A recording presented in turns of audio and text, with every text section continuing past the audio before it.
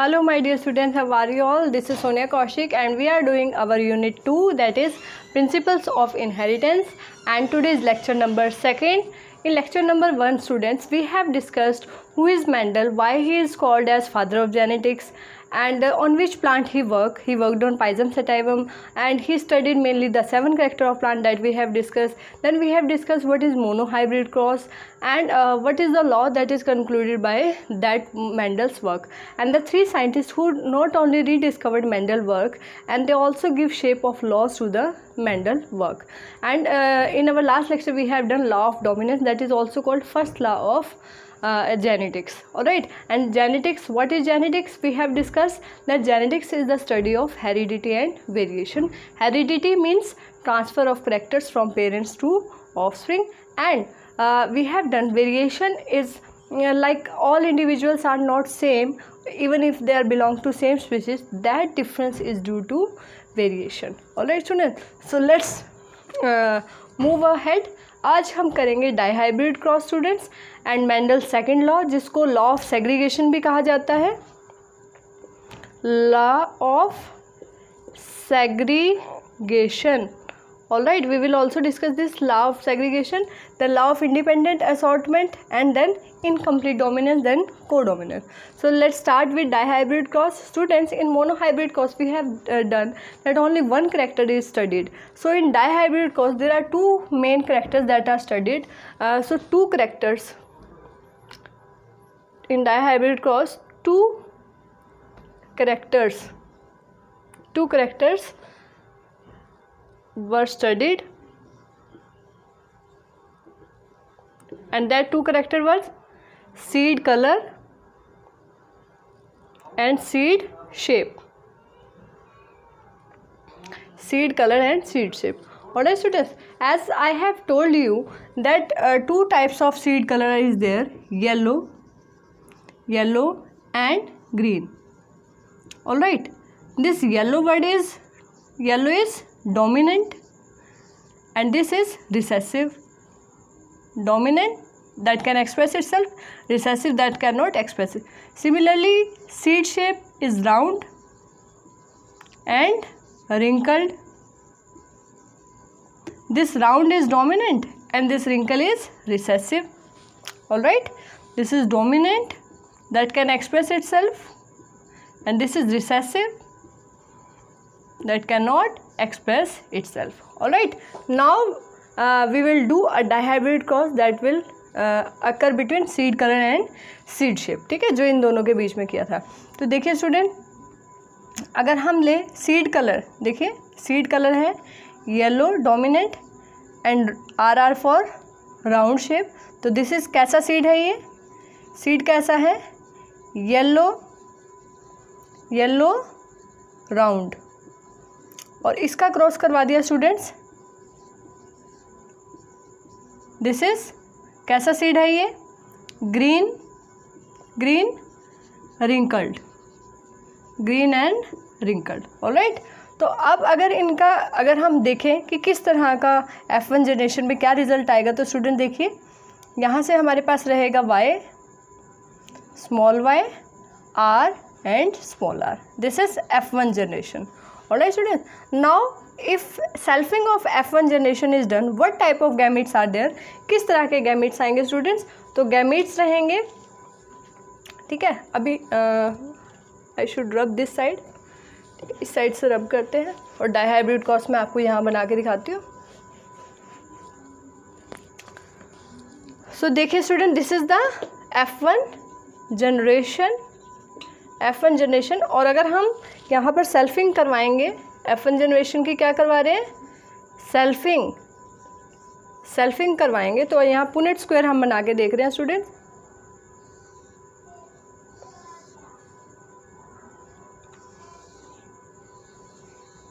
With the help of Punnett square we will done.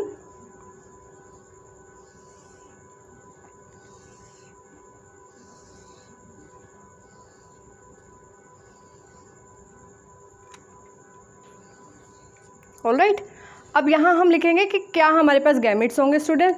तो या तो गैमेट्स होंगे हमारे पास R and Y, small r capital Y, capital R small Y, small R small Y. Similarly इस side देखिए students, अगर हम एक मेल अगर हम ले रहे हैं और एक किसके लिए ले रहे हैं, फीमेल के लिए हम ले रहे हैं, तो यहाँ पर भी गैमेट सेम रहेंगे, R Y, R capital Y, R small Y, R and small Y. अब हम इनकी क्रॉसिंग कराएंगे तो स्टूडेंट्स रिजल्ट्स यहाँ लिखेंगे हम लोग। देखिए अब इसकी क्रॉसिंग अगर हम करवा रहे हैं किसके साथ, आर आर वाई वाई, इसकी इसके साथ करवा रहे हैं students, capital R small R capital Y small Y, then capital R capital Y small Y, then this is crossed with capital R small r capital Y small y. Similarly in this side this is crossed, second one, capital R small r capital Y, then small r capital Y, this is again capital Y here, then capital R small r capital Y small y, then small r y and y, again capital R y and y, capital R small r y and small y, capital R, this capital R is for round shape, alright, then this cross with this capital R small y, then again capital small, ठीक है students. जब आप इसे खुद बनाएंगे then it will be more clear to you all।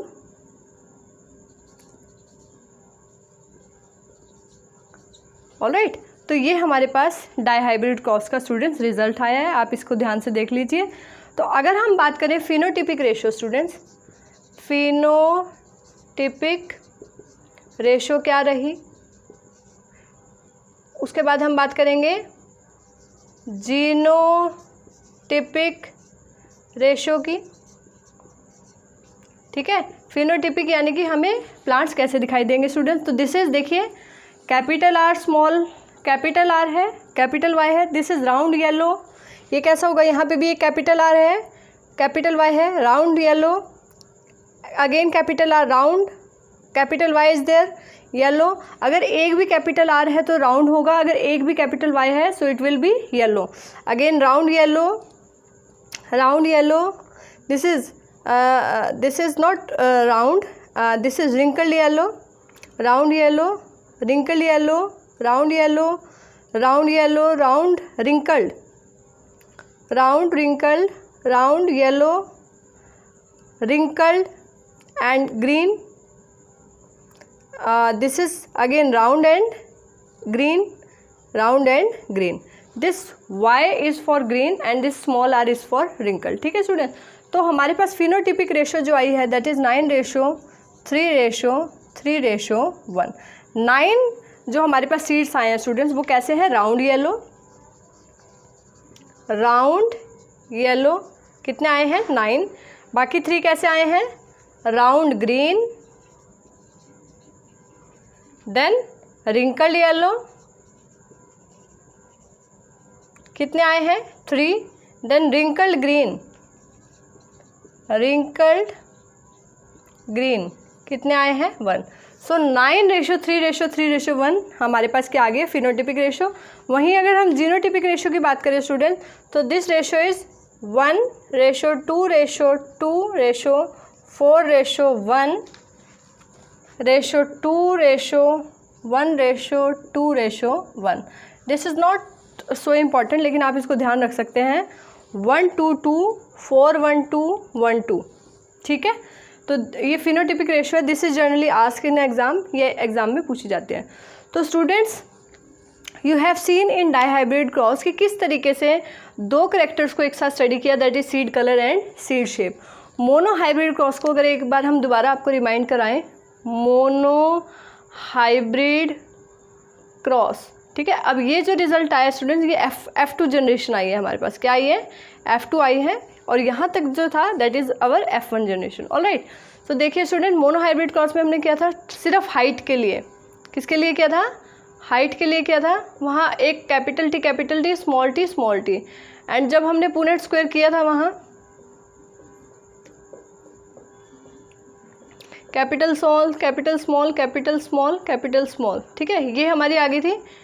ये यहाँ पर जो कैपिटल टी स्मॉल टी, ये F1 जनरेशन में आया था, ऑल हाइब्रिड टॉल थे यहाँ पे। फिर F2 में हमने जब इनकी सेल्फिंग की, कैपिटल स्मॉल, ठीक है, F2 के अंदर कैपिटल स्मॉल, कैपिटल स्मॉल, तो देखिए क्या हमारे पास रिजल्ट रहा था वहाँ, capital small, capital small, T T, T small T, capital small, small small. तो हमारे पास जो फिनोटिपिक रेशो रही थी स्टूडेंट्स, फिनोटिपिक रेशो जो हमारे पास थी, दैट इज़ 1:2:1 एंड, ठीक है, 1:2:1।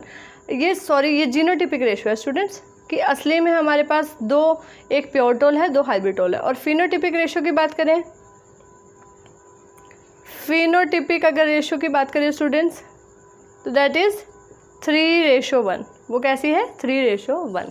ऑलराइट, तो यहाँ पर थोड़ा ज़्यादा डिफरेंस है। राउंड येलो कितने हैं हमारे पास, 9 होंगे। तो जिनमें भी स्टूडेंट्स एक भी कैपिटल आर है, कैपिटल वाई है, वो सारे कैसे होंगे, कैपिटल येलो, ठीक है। दिस इज़ रिंकल्ड ग्रीन, ये एक ही केस होगा रिंकल्ड ग्रीन का, क्योंकि दोनों ही रिसेसिव करेक्टर है, रिंकल्ड भी और ग्रीन भी। तो this will present only once in a whole Punnett square, ठीक है। नाउ अगर हमने बात करें कि मोनो हाइब्रिड क्रॉस की जब हमने बात की थी students, so we have done that in monohybrid cross we will got this law of dominance, वहाँ से लॉ ऑफ डोमिनेंस आया था। तो अगर हम डाई हाइब्रिड क्रॉस का कंक्लूजन देखें students, so it will give law of segregation and law of independent assortment. Law of segregation is also called second law of genetics, ठीक है, मेंडल्स सेकेंड लॉ भी उसको कहा जाता है। So let me discuss law of segregation. Law of segregation and this is also called second law, Mendel's second law भी इसको कहा जाता है।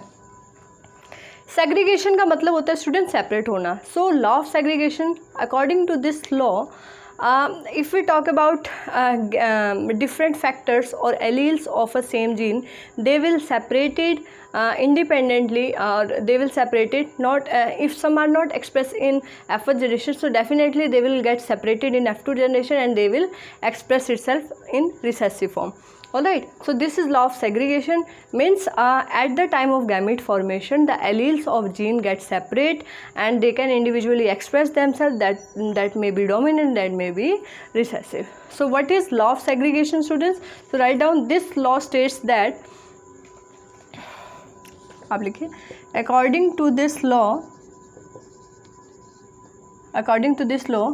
the alleles क्या होते हैं, forms of gene, the alleles of gene get separated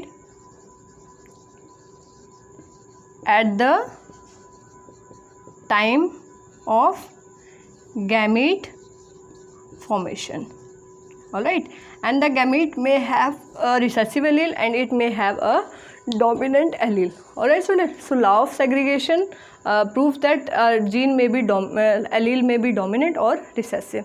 Now if we talk about Mendel की बात करें student, that is father of genetics, तो वो एक टर्म यूज़ करते थे फैक्टर। वो क्या यूज़ करते थे, factor. Now what is factor? वो कहते थे that every factor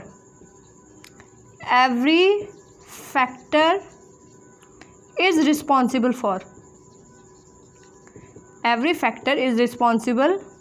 for a character या फिर ट्रेट, यानी कि हर करेक्टर और हर ट्रेट को कौन कंट्रोल कर रहा है, कोई ना कोई फैक्टर। तो मेंडल उसको फैक्टर बोलते थे। देन लेटर अ साइंटिस्ट केम, उसके बाद एक साइंटिस्ट आए, उन्होंने इसको नाम दिया जीन का, ठीक है, and the scientist what, Johnson, ठीक है।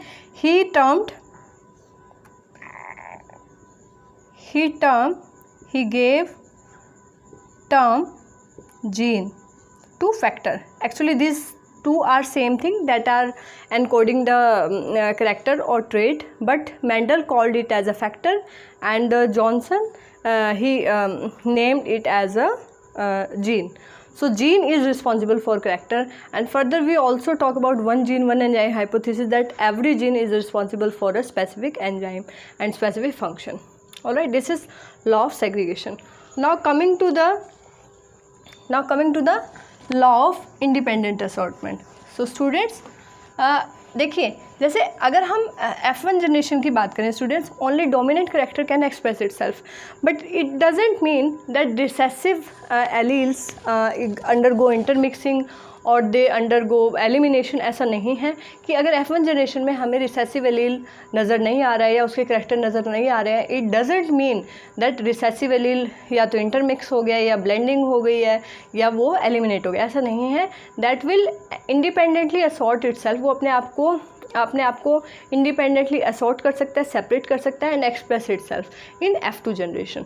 So this is law of independent assortment, that one allele do not depend on the other allele of a gene for its expression.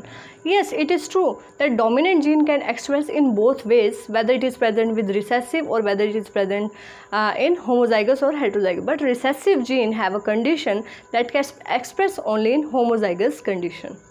So students, next is law of independent assortment. Independent assortment. तो ये law क्या कहता है, देखिए, according to this law the recessive allele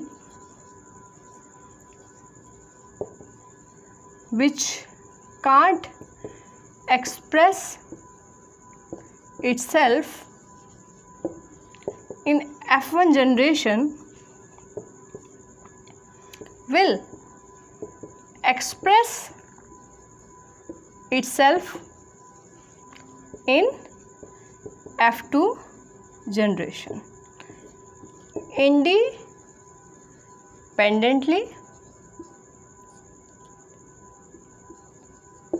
independently without intermixing, या हम कहें without blending, या फिर without elimination. All right, and in other words we can say recessive allele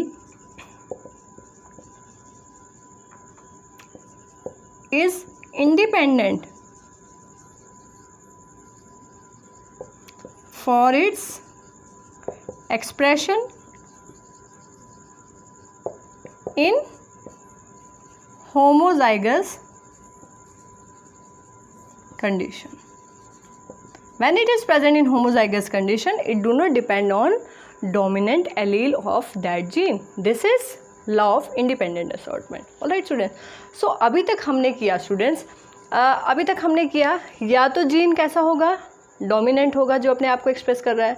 the gene which can not express itself, उसको हमने कह दिया recessive gene बोल दिया. ठीक है, और मैंने आपको बता दिया एक ही जीन की दो फॉर्म होती है जिनको क्या कहते हैं, एलील.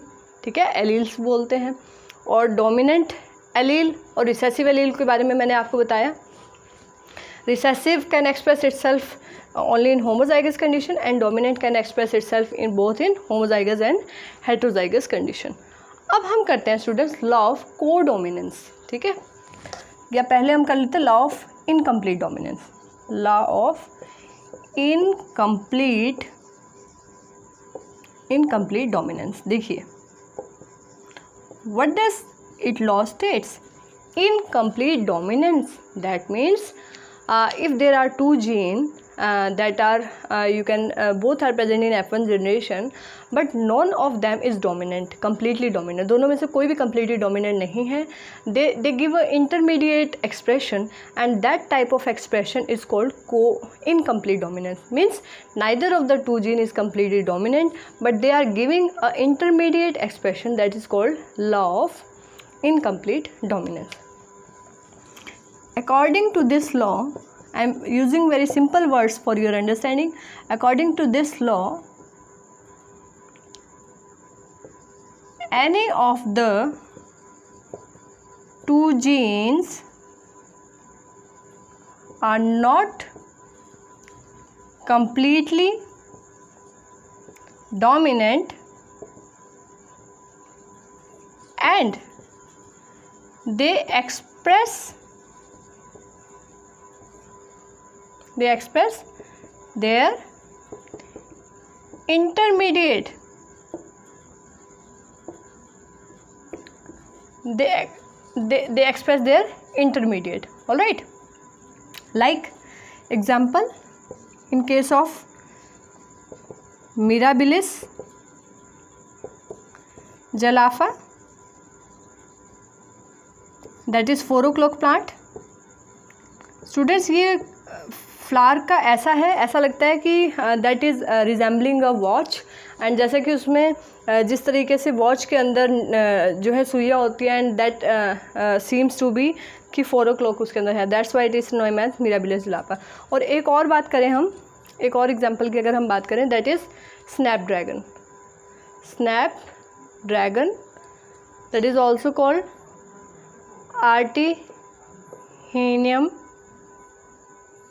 मेजस. आर्टिहेनियम मेजस, ठीक है, स्पेलिंग में करेक्टेड. सो स्नैपड्रैगन या मिराबिलिस जलाफा के केस में क्या होता है student, suppose one is red color plant that having a red color flower plant, and one is white color flower.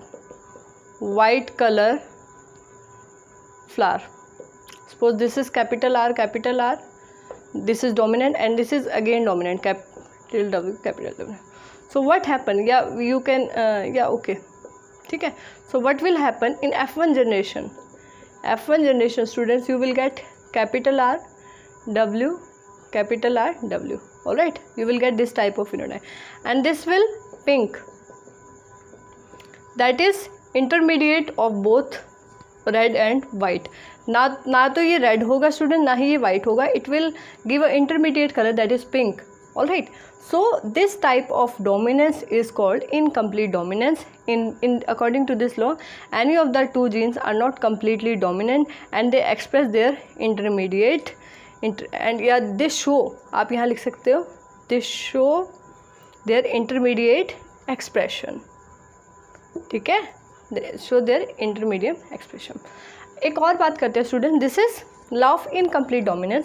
अब हम बात करते हैं लॉ ऑफ कोडोमिनेंस. देखिए नाम से ही पता लग रहा है, कोडोमिनेंस, को मतलब बोथ. अगर दो जीन हैं एंड दोनों ही जीन इक्वली डोमिनेंट हैं, उस कंडीशन को हम क्या कहेंगे स्टूडेंट्स, कोडोमिनेंस, ठीक है, उस condition. For example there is a white female cow and black male cow, मतलब then if they are having a mating or breeding, so they will have a calf that is having both color. उसके अंदर white colour patches भी हैं, black colour patches भी हैं. आप dogs में भी ये देख सकते हैं या काउ के अंदर भी देख सकते हैं. So this type of you can say color dominance is codominance. Or we can also take the example of human blood groups, like if father having blood group A and mother having a blood group B, and the offspring may have blood group A and B, and it is also the case the child have a blood group A and AB. All right, it may be A, it may be B, and there are possibility that the blood group may be AB. So AB is the case of codominance, both are equally dominant. So next is law of codominance. Like I have given you example of coat color or fur color in case of dog or cow, ठीक है, that is also called coat color. Similarly you can take example of blood group, that is one of the good example. So law of codominance, according to this law, none of the, या आप कहें according to this law, both of the genes are equally dominant and both will express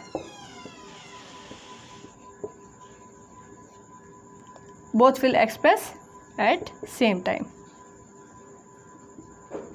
या you can say simultaneously, दोनों ही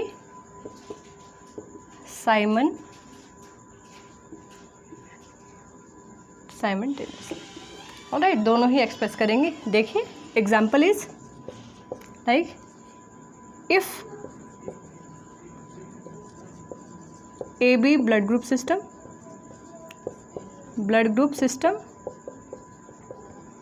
like if father have blood group A and mother have blood group A and mother have blood group B, so the chances may be the child have blood group AB and the chances may be the blood group A and that may be B. So this AB is the case of codominance. ठीक है, इनमें से हम ये नहीं बोल सकते कि A डोमिनेंट है B, both are equally dominant. This type of dominance is called codominance. All right, now we have done law of segregation, then law of independent assortment, then we have done law of incomplete dominance, then law of codominance. Now coming to important crosses, that is test cross and back cross. Students, the topic is very important. Today's lecture is very important for board as well as for NEET point of view. So listen carefully. I am having a last topic. This is test cross and back cross. Test cross, very important topic. Test cross. So students, it is a cross between F1 generation with recessive parent, only recessive parent. ठीक है, recessive parent only. For example, if we talk about plant height, this is capital T dominant form, this is recessive form, and the result is capital small. So this is F1 generation. We can take gamete here small t, and if this is crossed with this recessive parent, student this is dominant, ये dominant है और ये क्या है यहाँ पे recessive. तो अगर हम F1 क्या है यहाँ पे, F1 generation क्या है, this capital T small t, this is crossed with recessive parent, that is small t and small t, and the result we can calculate with the help of this Punnett square. This type of cross is called test cross. It is a cross between F1 generation and recessive parent, very important. Now coming to back cross. Back cross क्या है student, देखिए, if the F1 generation, this is F1 generation, this is first filial generation, if F1 generation undergo crossing with any of the two parents, whether it is dominant or recessive, this type of cross is called back cross. Alright, if F1 generation is crossed with any of the two parents, any of the two parents मतलब that may be recessive, that may be dominant, very important. तो एक conclusion यहाँ से सामने आता है students. Conclusion क्या है? Means every test cross is back cross. Test cross is a form of back cross, but every back cross is not test cross. Very important. So conclusion is every test cross is back cross, but अगर हम बात करें क्या सभी back cross test cross है, no, but vice versa, इसको हम vice versa बोल सकते हैं, but vice versa is not true, यानी कि we can not say all back cross are test cross. So student, these are the topics we have discussed today. आज हमने discuss किया सबसे पहले dihybrid cross, that is a cross to study two different characters, that is seed colour and seed shape. Then we have done the phenotypic and genotypic ratio come in dihybrid cross. Then we have move on to second law of Mendel, that is law of segregation. Then we have done law of independent assortment. After that we have discussed law of incomplete dominance, then law of codominance, and after that we have discussed finally test cross and back cross. Alright students, so this is all about today. In our next upcoming lectures we will also discuss some other concepts of this chapter. Till then, stay tuned, stay safe. Thank you students.